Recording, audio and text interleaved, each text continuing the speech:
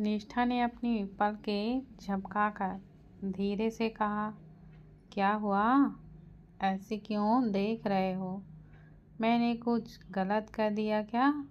मैं सच बोल रही हूँ। मुझे नहीं पता वह कहाँ से आई है। फिर वह आदमी उसे मार भी रहा था ना, तो मैंने उसे बचा लिया। छोटी सी थी, बच्ची है, कितनी प्यारी सी है। अध्याय उसके थोड़ा सा करीब हुआ कि निष्ठा के आगे की बातें उसके गले पर ही अटक कर रह गईं। वह उसे देखने लगी, जबकि अध्याय उसे ही देख रहा था। अध्याय ने धीरे से अपना हाथ उसकी गर्दन पर रखा और उसके चेहरे को अपने चेहरे के करीब करते हुए धीरे से बोला, हाँ, समझ गया। इतना एक्सप्लेशन देने की तुम्हें ज़रूरत नहीं है। निष्ठा ने उसे देखा। वह कुछ कहती कि उससे पहले ही अध्याय ने उसके होठों को अपने होठों की गिरफ्त में ले लिया। उसकी आंखें हैरानी से बड़ी बड़ी हो गईं, जबकि अध्याय आंखें बंद किए उसे किस कर रहा था। निष्ठा ने एक दो बार उसे खुद से दूर करने की कोशिश की, लेकिन अध्याय की पकड़ उस पर उतनी ही मजबूत होती चली गई। हार कर निष्ठा ने अपनी आंखें बंद कर ली और अपने हाथों को मजबूती से उसके कंधों पर रख दिया। अध्याय ने जब उसका टच फील किया तो और पैशनेटली उसे किस करने लगा। निष्ठा बिना कुछ हरकतें करके आंखें बंद किए बस उसे ही महसूस कर रही थी। थोड़ी ही देर बाद जब अध्याय ने उसे छोड़ा तो निष्ठा ने आंखें खोल गहरी सांस भरी और घूर कर अध्याय को देखा, जबकि अध्याय के होंठ पर हल्की सी मुस्कुराहट थी। निष्ठा ने उसके सीने पर हाथ रखकर उसे धक्का देते हुए कहा, आप क्या करते रहते हो? हमेशा अपनी ही मनमानी। यह बोलकर वह वहाँ से जाने को हुई कि अध्याय ने उसका हाथ पकड़कर उसे खींचते हुए पीछे से अपनी बाहों में भर लिया और बोला, तुम भी अपनी मनमानी चला सकती हो, मुझे बिल्कुल भी बुरा नहीं लगेगा। वैसे भी हम पति पत्नी हैं, हमारा रिश्ता इक्वलिटी का है। तो मैं मनमानी कर रहा हूँ तो तुम भी करो, मैं बिल्कुल मना नहीं करूँगा। निष्ठा उसकी चालाकी अच्छे से ही समझ रही थी। उसने अपनी कोहनी से उसके पेट में हल्के से मारते हुए खुद को छुड़वाने की कोशिश करते हुए कहा, हटिए ना आप, मुझे परेशान करना बंद कर दीजिए। अध्याय ने उसे छेड़ते हुए कहा, अच्छा ठीक है, जाओ, नहीं कर रहा परेशान। वो जल्दी से कमरे से निकल गई। इस आदमी के साथ रुकना उसके लिए बहुत ही बड़ा मुश्किल था, लेकिन यह भी कहीं न कहीं सच था कि अध्याय के बिना भी अब वह नहीं रह सकती थी। रात को सब लोग साथ में डिनर के लिए बैठे। वह बच्ची भी हाथ के पास वाली चेयर पर आकर बैठी थी। वह उन सबको टुकुर टुकुर ही देखे जा रही थी। उनमें से तो वह सिर्फ और निष्ठा औरत को ही जानती थी। उन दोनों से ही तो वह मॉल में मिली थी। निष्ठा ने उसकी प्लेट में खाना डाला और उसके सिर को सहलाकर बड़े ही प्यार से बोला, क्या हुआ बेबी, आपको खाना नहीं खा रहे? अब तो अध्याय की नज़र भी उस पर पड़ी। वह उसे कुछ उदास सी नजर आई। अध्याय ने उसके पास आते हुए उसे अपनी गोद में बैठाया और उसके सिर को सहलाकर प्यार से बोला, अच्छा ठीक है, आप नहीं खा रहे हो तो चलो मैं आपको खिला देता हूँ। यह बोल अध्याय उसे खाना खिलाने लगा। उस बच्ची ने निष्ठा को देखा, फिर अध्याय को और फिर वापस निष्ठा को देखते हुए बोली, पति, यह हम आपके हस्बैंड हैं। निष्ठा ने उसे देखने लगी, जो उसे अब मम्मी न होकर परी बोल रही थी। उसे एहसास हुआ कि उसने गलती से डर के मारे ही जैसा किया था। उसकी आवाज़ भी अभी साफ नहीं थी। वह तुतला कर बोल रही थी। निष्ठा ने मुस्कुराकर हामी भरी तो उस बच्ची ने फिर से अध्याय को देखा। अध्याय ने मुस्कुराकर कहा, वैसे आपका नाम क्या है बेबी? उस बच्ची ने कुछ देर सोचा, फिर चुप ही रही। अध्याय को समझ ही नहीं आया उसने अपना नाम क्यों नहीं बताया। आठ ने उसका हाथ पकड़कर कहा, क्या हुआ, तुम्हारा नाम नहीं है? तुम्हें कोई बुलाता है तो कैसे बुलाता है? उस बच्ची ने धीरे से कहा, ए लड़की। सैलवी जी को उस छोटी सी मासूम पर बड़ी ही दया आई।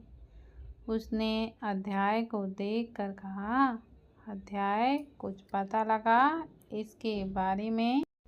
जिस हिसाब से यह बता रही है उस हिसाब से तो लग रहा है जैसे इसका कोई नाम ही नहीं है।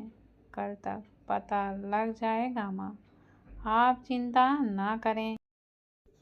कि तभी तो बोला, पर इसका नाम तो रखना होगा ना, हम इसे क्या बुलाएं?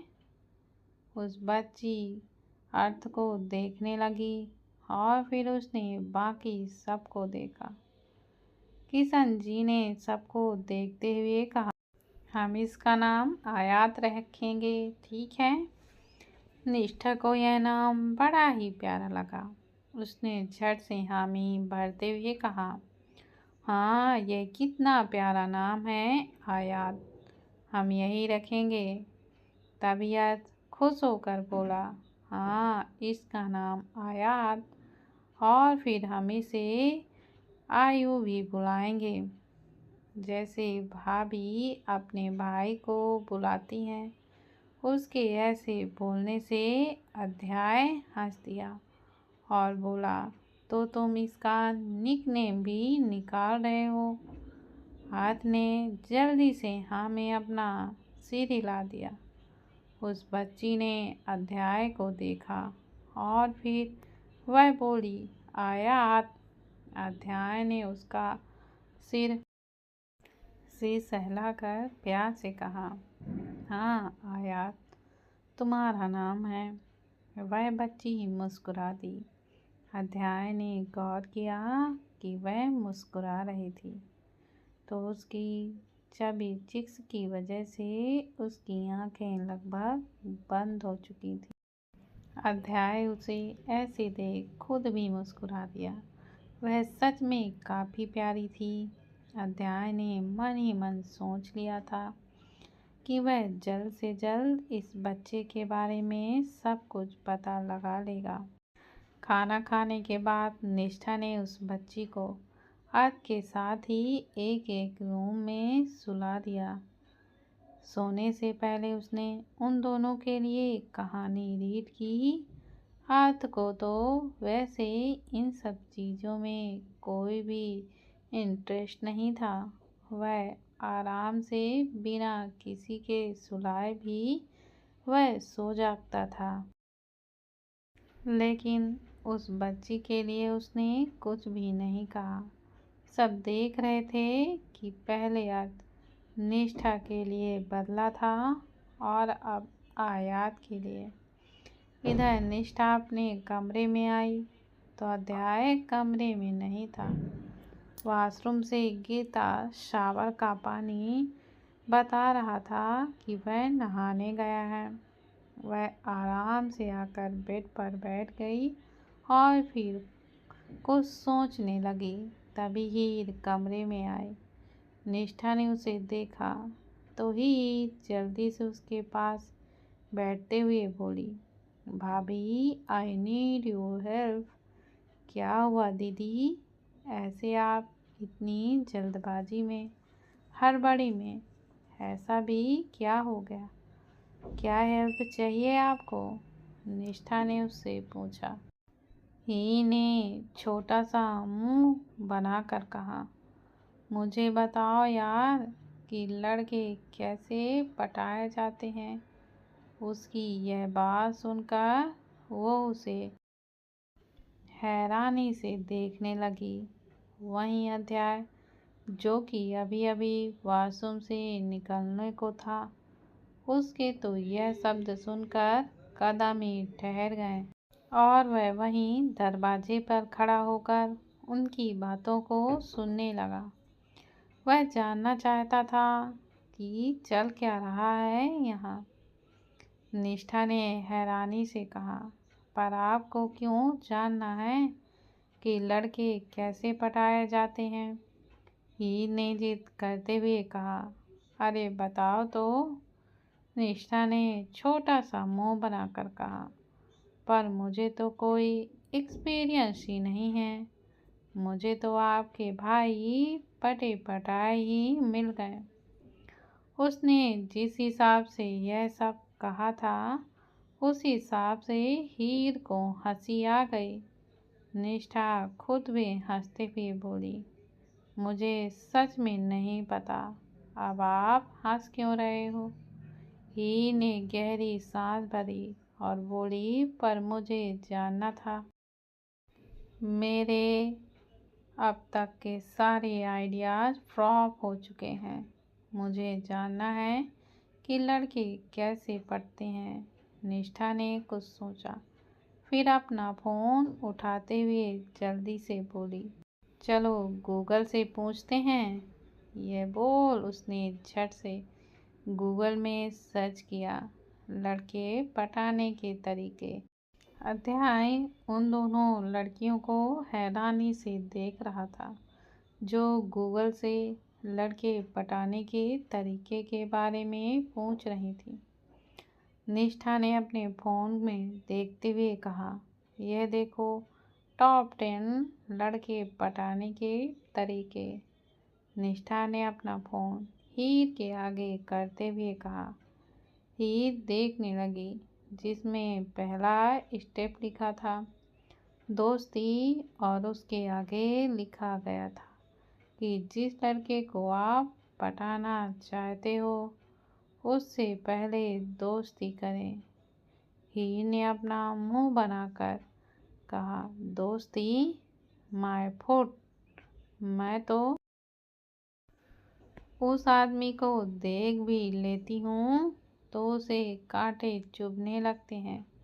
वह मुझे डांटता है कि मैं उसे घूरती रहती हूँ।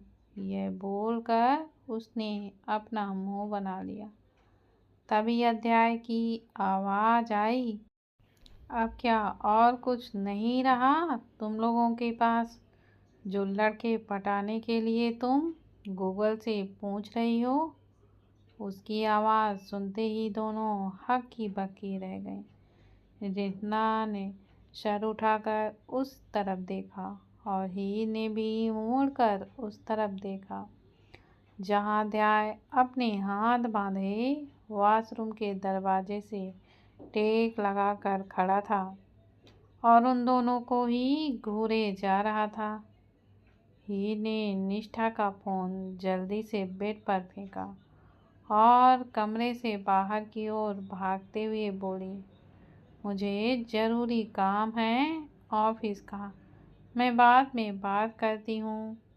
वह वहाँ से तुरंत 9-2-11 हो गई, जबकि वो हैरान सी बस हीर को ही देखती रह गई। वह लड़की उसे फंसाकर खुद ही भाग गई। अध्याय के कदम अब निष्ठा की तरफ बढ़ने लगे। निष्ठा ने उसे देखा, वह सेटलेस था। वह हकलाते हुए बोली, मैं अर्थ और आयात को भी देख कर आती हूँ। यह बोल वह जाने को हुई कि अध्याय ने झट से उसकी कलाई पकड़ ली। निष्ठा ने अपनी आंखें मींच ली और अध्याय ने उसे देखते हुए कहा, तुम्हें क्या ज़रूरत है लड़के पटाने की, बता जरा। निष्ठा ने डरते डरते अपनी टूटी फूटी आवाज़ में हिम्मत करते हुए कहा, मैं नहीं, वह तो दीदी, उन्होंने कहा, वही आई थी। उन्होंने पूछा कैसे लड़के पटाते हैं। मुझे नहीं, मुझे क्या करना है, मुझे तो पहले ही आप मिल चुके हो। उसे इस तरह से हकलाता हुआ देख अध्याय के होठों पर एक हल्की सी मुस्कान आ गई, जिसे उसने जल्दी से ही छिपा लिया। उसे निष्ठा को परेशान करने में बहुत ही मज़ा आ रहा था। वह जानता था यह सारी की सारी खुरापाती उसकी बहन की है, लेकिन वह फंसाकर निष्ठा को ही चली गई थी और इसका फ़ायदा अध्याय को मिल रहा था। अध्याय ने उसे पीछे से मजबूत से थामते हुए कहा, तो क्या बता रही थी तुम उसे? लड़के पटाने के टॉप 10 तरीके। मुझे भी ज़रा बताना तो, क्या क्या सीख लिया है तुमने गूगल से? वो हड़बड़ाकर जल्दी से बोली, नहीं, कुछ भी नहीं सीखा। मुझे क्या सीखना है? वह लगभग रुआसी सी हो चुकी थी। यह आदमी उसे परेशान किए जा रहा था कि तभी अध्याय ने अपने होंठ उसकी गर्दन पर रख दिए और निष्ठा का पूरा शरीर शिथिल पड़ गया। यह अचानक ही अध्याय को क्या हुआ था, वह बिल्कुल ही समझ ही नहीं पा रही थी। लेकिन अब न तो वह कुछ बोल रही थी और न ही वह हिल पा रही थी। अध्याय ने उसके हाथों पर हल्के से अपनी हथेलियां खिसकानी शुरू कर दी। निष्ठा सिरे उठी। अध्याय के हाथों की वो हलचल अब उसे बेचैन करने लगी। वह कसमसाते हुए उसे अलग होने को हुई कि अध्याय ने उसे फिर से पकड़कर अपने ऊपर खुद में ही लगा लिया। अब निष्ठा की पीठ अध्याय के सीने पे लगी हुई थी और अध्याय के हाथ निष्ठा के कमर से होते हुए पेट पर बंध चुके थे। निष्ठा ने धीरे से कहा, मुझे सोना है, नींद आ रही है। लेकिन अध्याय उसे छोड़ने के बिल्कुल मूड में नहीं था। उसने एक बार फिर उसके कंधे और गर्दन को चूमते हुए कहा, सो जाना। निष्ठा हल्के से कसमसाई। अध्याय ने उसे पलटकर उसकी कमर को खींचते हुए अपने बेहद ही करीब कर लिया। निष्ठा के हाथ उसके सीने पर टिका दिए और वह अध्याय को देखने लगी। अध्याय ने उसके चेहरे पर हल्के से अपनी उंगलियां फिराते हुए खरागोशी से कहा, हर बार मुझसे भागना जरूरी नहीं होता। मिसेज निष्ठा अध्याय राणा, मैं